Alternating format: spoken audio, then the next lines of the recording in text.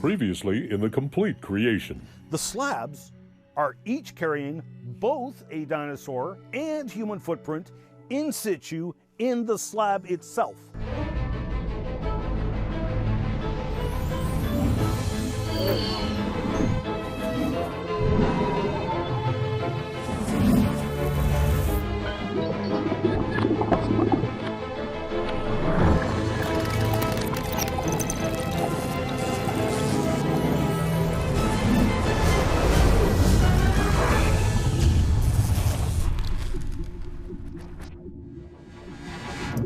Hello again. Thank you for joining me on this epic adventure, part 30.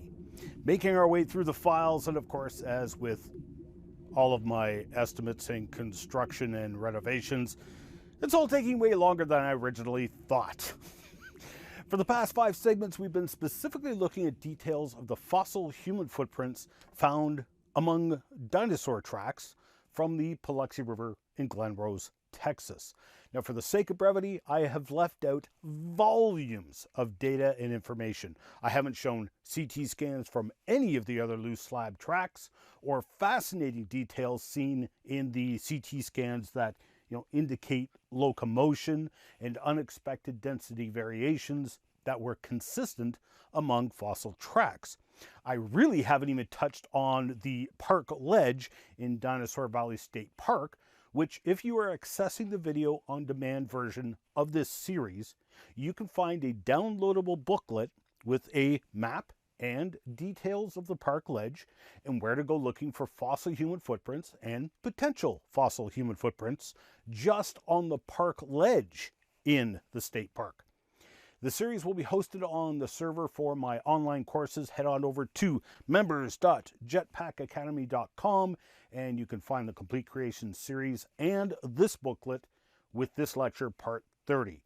If you order the DVD or Blu-ray series, you will also have access to the video on demand, so you will have access to this booklet. I'll also be providing links through the CompleteCreation.org website. I would also like to point out that a lot of the evidence I've shared here was published almost 30 years ago in the book Texas Tracks and Artifacts. But one needs to understand the significance of this book, compiled by Robert Helfenstein and Jerry Roth. Throughout the 80s, the debate over the Paluxy fossil human footprints was raging. Several creationists withdrew their support for the human footprint interpretation. The film Footprints in Stone was withdrawn from circulation, and there was copious claims and counterclaims by both supporters and detractors. The Bible Science Association of Idaho was a large creationary association publishing a very popular newsletter.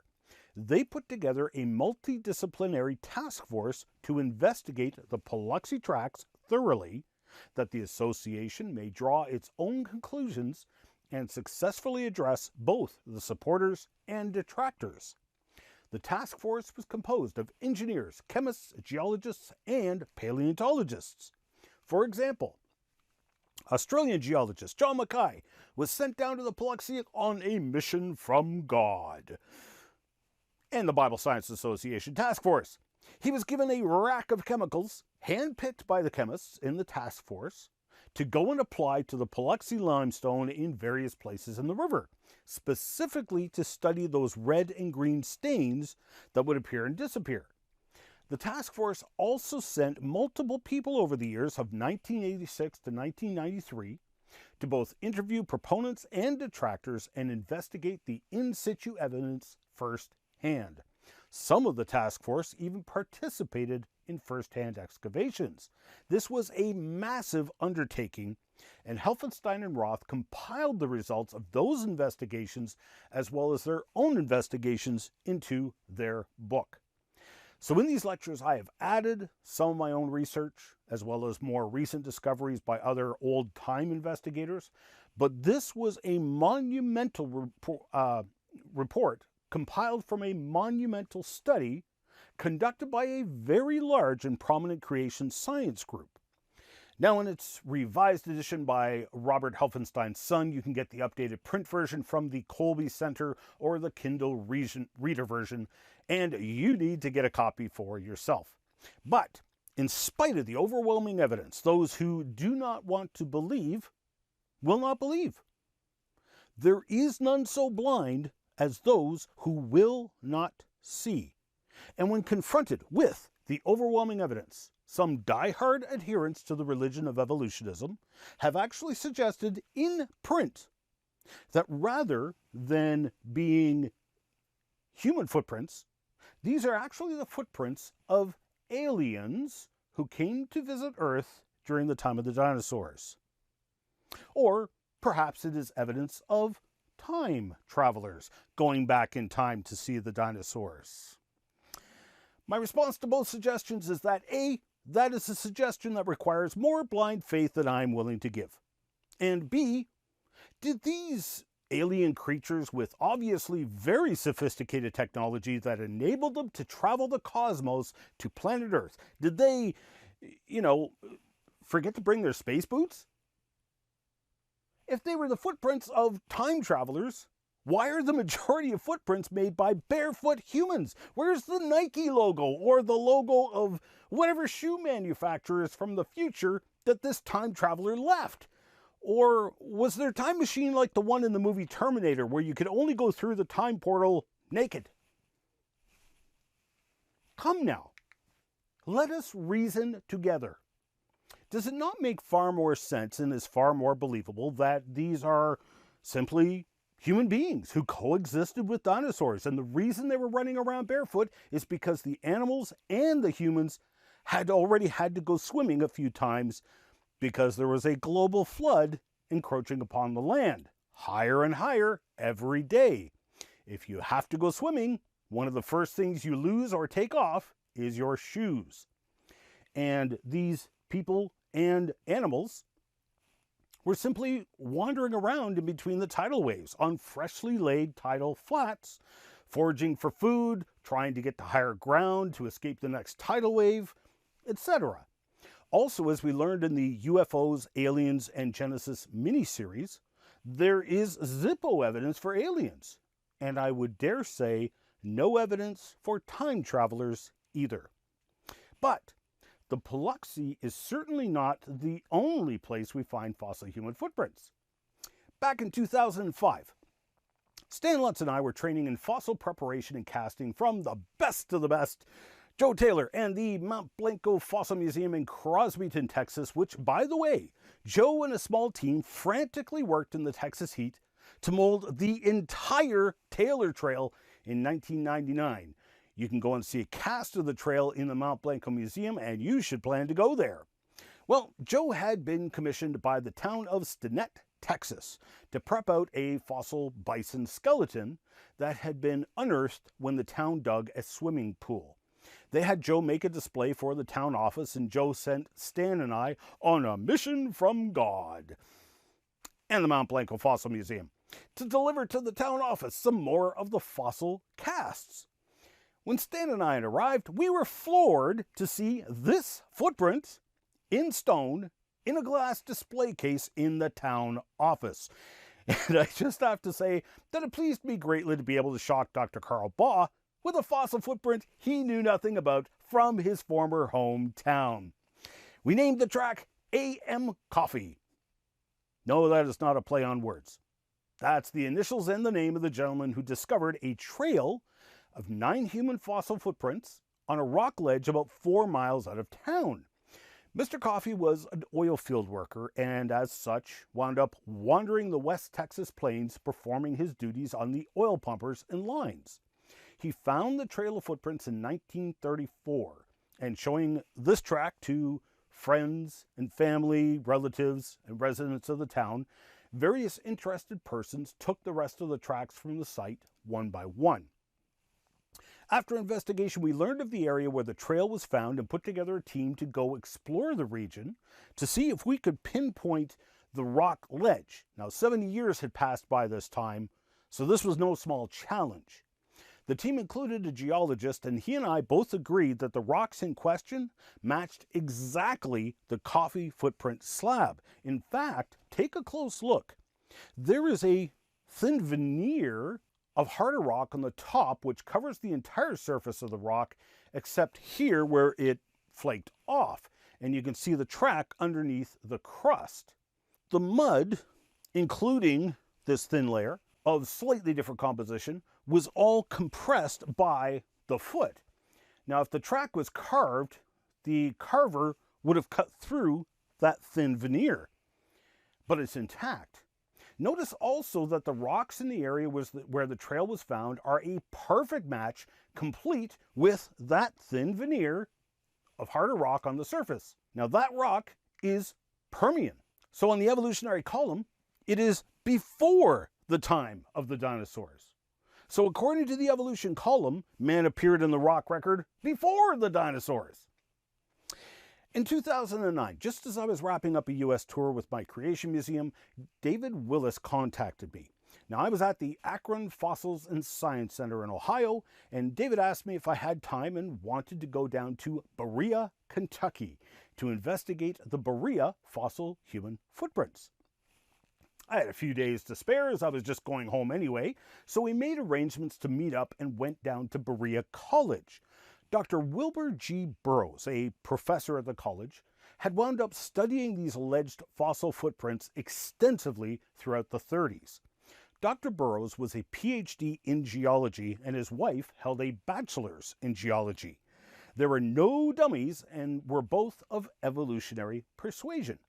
Now, I had looked into the Berea fossil footprints many years prior to this time. I, like untold numbers before me who had heard of the Berea fossil human footprints, had simply read the 1940 Scientific American article by Albert G. Ingalls writing about the tracks. This was the source of that now infamous quote that so many creationists cite about how if they are fossil human footprints in Carboniferous rocks, that the whole science of geology is so wrong that geologists will quit their jobs and take up truck driving. He starts off the article with a nice condescending remark. Prints roughly resembling human footprints and found in very ancient rocks would greatly add to man's antiquity. If only they were human. He then has a banner of images across the top of the article, and like so many untold numbers of people, I took one look at the images and wrote off the Berea fossil human footprints as simply Indian carvings, petroglyphs. Everyone would agree that is exactly what is in those images. Nevertheless, I personally think it is important to chase down all evidence and examine it firsthand, if at all possible. And a case study of obviously Indian petroglyphs in footprint shape is still valuable to the study of alleged fossil human footprints, right? So David and I ventured down to Berea, where David orchestrated an appointment with the Berea College Archives. And we went through boxes and boxes of correspondence, field notes, photos, pencil rubbings, and drawings from Dr. Burroughs. I have to admit, very quickly, everything turned out to be something I did not expect. There was a small geology museum at the college actually named after Dr. Burroughs. A kind professor there at the college welcomed us into the museum so we could look at original wax casts of the alleged fossil human footprints from Berea. This is one of those casts. Frankly, my jaw hit the floor when I first saw this cast. Two things were immediately evident. One, there was a very prominent expulsion rim surrounding the track, strongly indicating that it was indeed an actual fossil footprint. Two, it would seem Mr. Ingalls, writing about these tracks in Scientific American, was practicing fake news 80 years before Trump ever coined the phrase. These were most certainly not the tracks in the photos Ingalls provided in his article. As a matter of fact, if you closely read Ingalls' article, you notice he very subtly admits that these are not the Berea fossil footprints that the entire article is writing about.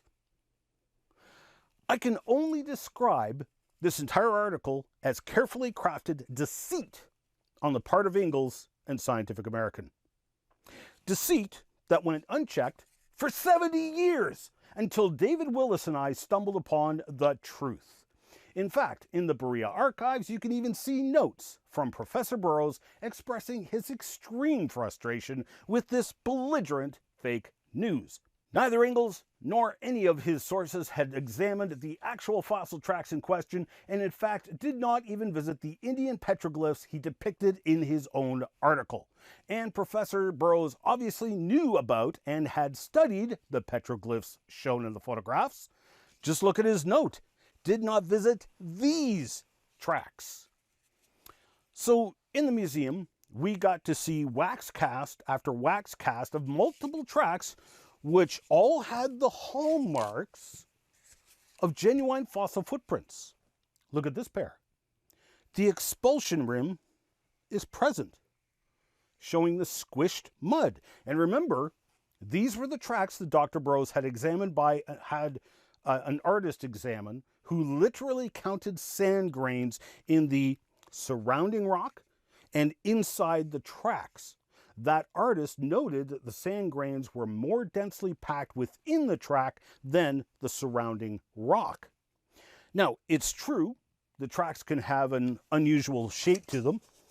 For this one, the toes are unusually straight across the front, but there are some people watching this video right now with feet exactly like this. People who habitually run barefoot will notice that their feet will take on this exact shape. There is nothing inhuman about these tracks. And it's not like there was only one or two tracks. Here's the actual site. Every one of those holes is where there was a track that has been cut out of the rock. Now, it's unfortunate because all the original tracks have been removed, but I saw every indication that these were genuine fossil footprints. In fact, you can see the struggle that Professor Burroughs had in his personal correspondence. He was of evolutionary persuasion, and so in his mind, these couldn't possibly be human footprints. So he called them human-like, but adamantly stated they were genuine fossil footprints. So why would Ingalls write an article with what can only be described as carefully crafted deceit? It's because evidence of humans in Carboniferous sandstones flew in the face of his prevailing religion of evolutionism. In 1977, a Japanese fishing trawler was drag netting off the coast of New Zealand near Christchurch. With their nets some 300 meters deep, they snagged the 10-meter-long carcass of a strange creature weighing in at about 2 tons. The creature sure looked like a plesiosaurus. The carcass reeked a horrid smell of rotting flesh, was dripping liquid fat onto the deck. They didn't have the foggiest clue what this creature was, and here they were, thousands of miles from home. They didn't want it spoiling their catch, their livelihood, so the section chief, Michihiko Yano, took photographs, a few samples of some strange fibers from one of the flippers, noted multiple observations, and drew some sketches. They then threw the carcass back into the ocean. When they got back to Japan, the photographs were developed and drawings were handed over to several researchers. Dr. Fujio Yasuda, who was a professor of ichthyology, the study of fish, at Tokyo University, and Professor Yasunori Imaizumi, oh boy, I hope I said that right, who is the Director General of Animal Research at the National Science Museum.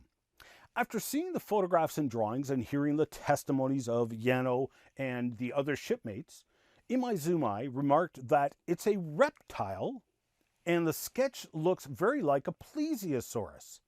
He further remarked that the evidence seemed to show that these animals are not extinct after all. It's impossible for only one to have survived. There must be a group. A commemorative stamp was issued celebrating the discovery in 1977.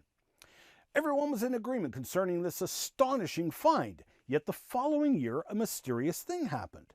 A team of French scientists became involved and a symposium was assembled that concluded it was merely the corpse of a dead basking shark. Let us pause for a moment to evaluate the situation in 1977. These people were experts in their field. First of all, the entire ship was a fishing trawler. These people spent their life on the ocean. Do you not think they would know a dead basking shark when they saw one? Their testimonies confirmed one another specifically and refuted a dead basking shark interpretation right out of the chute. Michihiko Yano, the section chief who took the photos, was actually a trained marine biologist. In fact, his education outranked many of the people on the 1978 symposium, and they acknowledged this fact. Do you not think Yano would have known a dead basking shark when he saw one? Professor Imaizumi was the Director General of Animal Research at the National Science Museum. Do you not think he would have known a dead basking shark when he saw one? What followed out of the symposium was suspicious and, frankly, stifled further scientific research, but certainly stopped questioning of evolutionism caused by the find. The symposium did not take testimony from Yano, a trained marine biologist who had more education on the topic than many of them and had examined the corpse firsthand. The panel publicized their bizarre conclusion that was loaded with contradictions. I, for one, would like to go back over there with a submarine robot, as the oceans are still the most unexplored place on planet Earth. And Imaizumi was right. It's impossible for only one to have survived. Malcolm Bowden, publishing his analysis 22 years ago, solidly refuted the basking shark hypothesis, which anti-creationists latched onto and heavily promoted. But Bowden was also careful to say it was a plesiosaur-like creature. There was differences between the corpse and anything we know from the fossil record, even though our knowledge from the fossil record is certainly incomplete. Let's analyze this. Whenever Jaws showed up in the movie, aside from the music, how did you know Jaws had arrived? Dun dun dun dun dun dun dun dun dun. The dorsal fin. Hey, where's the dorsal fin? Take a look at the photos yourself. Where's the dorsal fin? All of the experienced fishermen on the boat described the exact same thing. It reeked of rotting flesh and was dripping fat off the corpse. Sharks give off ammonia when they decay, not the smell of rotting flesh. And sharks do not have fat under their skin. 2 more strikes against the basking shark. Look at the red flesh. Basking sharks do not have red flesh. Strike 4. The corpse was dredged up from 900 feet below the surface. When they die, basking sharks float. Mammals sink. Strike 5. The creature had 4 large diamond-shaped flippers, in proportion matching the plesiosaurus and in direct contradiction to any kind of shark. Look at them yourself. Here you can see the 2 front flippers, and the rear flippers are just off camera and almost the same size as the front ones. Strike 6. The covering of strong dermal fibers, which is visible even in the photographs, is found in mammals, not sharks. Strike 7.